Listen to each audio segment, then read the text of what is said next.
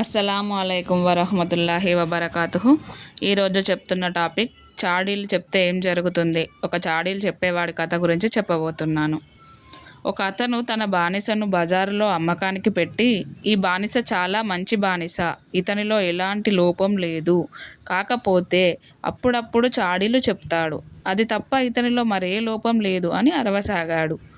అప్పుడే అటు నుండి వెళ్తున్న ఒక వ్యక్తి ఆ మాటలు విని మనసులో, ఈ బానిసలో ఏ లోపం లేదు, ఒక చాడీలు చెప్పడం తప్ప, అది చాలా సామాన్యమైన విషయం, అందులో తప్పేముంది, అందుకని ఈ బానిసను కొనుక్కుంటే మంచిది అని అనుకున్నాడు. అటు నుండి ఒక వ్యక్తి వెళ్తున్నాడన్న కదా, ఆ వ్యక్తి అలా అనుకున్నాడన్నమాట. బానిస యజమానితో బేరం చేసి చివరికి ఎలాగో ఆ బానిసను కొనుక్కొని తన ఇంటికి తీసుకొని వెళ్ళాడు. కొన్నాళ్ల వరకు ఆ బానిస బాగానే పనిచేస్తూ ఉన్నాడు. ఆ తర్వాత తన అసలు రంగు చూపించటం మొదలుపెట్టాడు. అతను చాడీలు చెప్పడంలో బాగా ఆరితేరినవాడు. అందుకని అందులోనే తన తడాఖా చూపించాడు. అతను ఏం చేశాడంటే, ముందుగా తన యజమానురాలు దగ్గరికి వెళ్ళి, అమ్మగారు, మా యజమానికి అదేనండి, మీ ఆయనకి మరో అమ్మగారితో సంబంధాలున్నాయండి అని చెప్పాడు. వాళ్ళ యజమాని దగ్గరికి వెళ్ళి ఆమెతో వాళ్ళ భర్త గురించి చాడీలు చెప్పడం జరిగింది. ఆయన తరచూ ఆమె దగ్గరికి వెళ్ళి వస్తుంటారు, త్వరలోనే మిమ్మల్ని వదిలిపెట్టి ఆమెను చేసుకోబోతున్నారు అని చాడీ చెప్పడం జరిగింది. మీ బాగు కోరి నేను ఇదంతా చెప్తున్నాను, దయచేసి ఈ విషయం నేను చెప్పానని ఎవరితో చెప్పకండి అని అన్నాడు. ఆ మాటలు విని ఆమె చాలా కంగారు పడిపోయింది, బెంగ పెట్టుకొని కూర్చుంది. అప్పుడు ఆ బానిసే ఆమెను ఊరిస్తూ, అమ్మగారు, మీరేం కంగారు పడాల్సిన అవసరం లేదు, ఈ రోగానికి చికిత్స ఏమిటో నాకు తెలుసు. ఏం లేదు, మీ ఆయన నిద్రపోతున్నప్పుడు మీరు కత్తి తీసుకొని ఆయన గడ్డంలో నుంచి 1-2 వెంట్రుకలు కత్తిరించుకొని మీ దగ్గర ఉంచుకోండి, ఇక ఆ తర్వాత చూసుకోండి, ఆయన పూర్తిగా మీ వారే అయిపోతారు అని చెప్పాడు.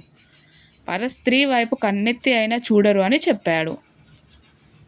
ఆమె అతని మాటలు నమ్మి, ఓస్ అదెంత పని, ఈరోజే చేస్తాను, మళ్ళీ రేపు కుదురుతుందో లేదో అంది.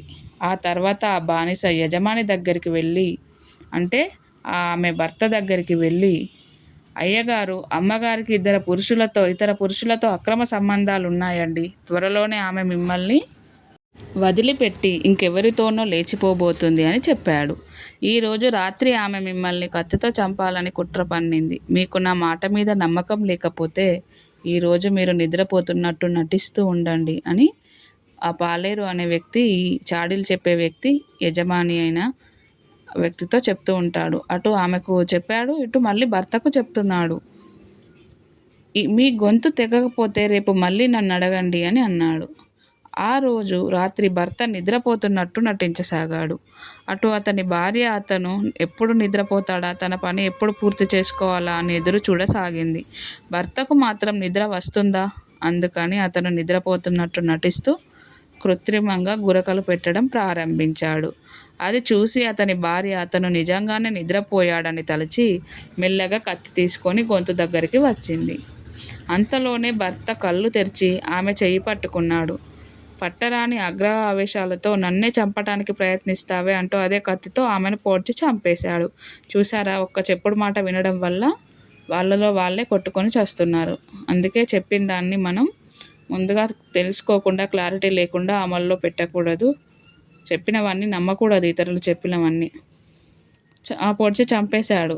తమ అమ్మాయిని భర్త చంపేశాడని తెలియగానే ఆమె ఇంటోళ్ళు వచ్చి అదే కత్తితో అతన్ని పట్టుకొని హత్య చేశారు. ఒక చెప్పుడు మాటలు చెప్పే వ్యక్తితో చాడీలు చెప్పే వ్యక్తిని ఇంట్లోకి తీసుకొచ్చుకున్నందుకు 2 ప్రాణాలు కోల్పోయారు. భర్త వంశం వారికి ఈ విషయం తెలియగానే వాళ్ళు పరిగెత్తుకొచ్చారు. ఇరు కుటుంబాల మధ్య ఘోరమైన కొట్లాటలు జరిగాయి. ఫలితం అటు ఇటు మొత్తం కలిపి 20 శవాలు తేలాయి. చాడీలు విన్నందువల్ల చూడండి ఎంత నష్టం జరిగిందో. మన నిజ జీవితంలో కూడా చాడీలు చెప్పేవాళ్ళు ఉంటారు. వాళ్ళు మంచి చెప్తున్నారా చెడు చెప్తున్నారా గ్రహించుకునే అంత తెలివి మనకు ఉండాలండి. ఆ బానిస కొన్ని చాడీలు చెప్పి 2 కుటుంబాలను ఎలా నాశనం చేశాడో చూశారుగా. అందుకనే షరియత్ చాడీలు చెప్పటాన్ని నిషేధించింది. అన్ని చోట్ల చాడీలు హత్యకు దారి తీయకపోవచ్చు, కానీ దాని మూలంగా మనుషుల యొక్క మనసులు ముక్కలవుతాయి. మామూలుగా అత్తాకోడళ్ళ మధ్య చాలా ప్రేమ అభిమానాలు ఉంటాయి, కానీ అంతలోనే చాడీల మూలంగా వారి మనసు విరిగిపోతాయి. మామ తన కోడల మీద ఎంతగానో వాత్సల్యం కనబరుస్తూ ఉంటాడు. కానీ అత్త కోడల గురించి మామకు నూరిపోస్తుంది. దాని మూలంగా వారి మనసుల మధ్య దూరాలు పెరిగిపోతాయి. తర్వాత ఇంట్లో వాతావరణం ఎలా తయారవుతుందంటే, కొడుకు తండ్రిని గౌరవించడు, మామ కోడల్ని గౌరవించడు, కోడలి మనసులో అత్త మీద ప్రేమ ఉండదు. ఈ చాడీలు చెప్పటాలు, నూరిపోసుకోవటాలు కుటుంబ సభ్యుల మధ్య జరిగినట్లుగానే బయటి వ్యక్తుల మధ్య కూడా జరుగుతాయి. ఉదాహరణకు, ఇద్దరు స్నేహితుల మధ్య, లేక బంధువుల మధ్య, లేక పరిచయం ఉన్న వారి మధ్య చాడీలు చెప్పడం జరుగుతుంది.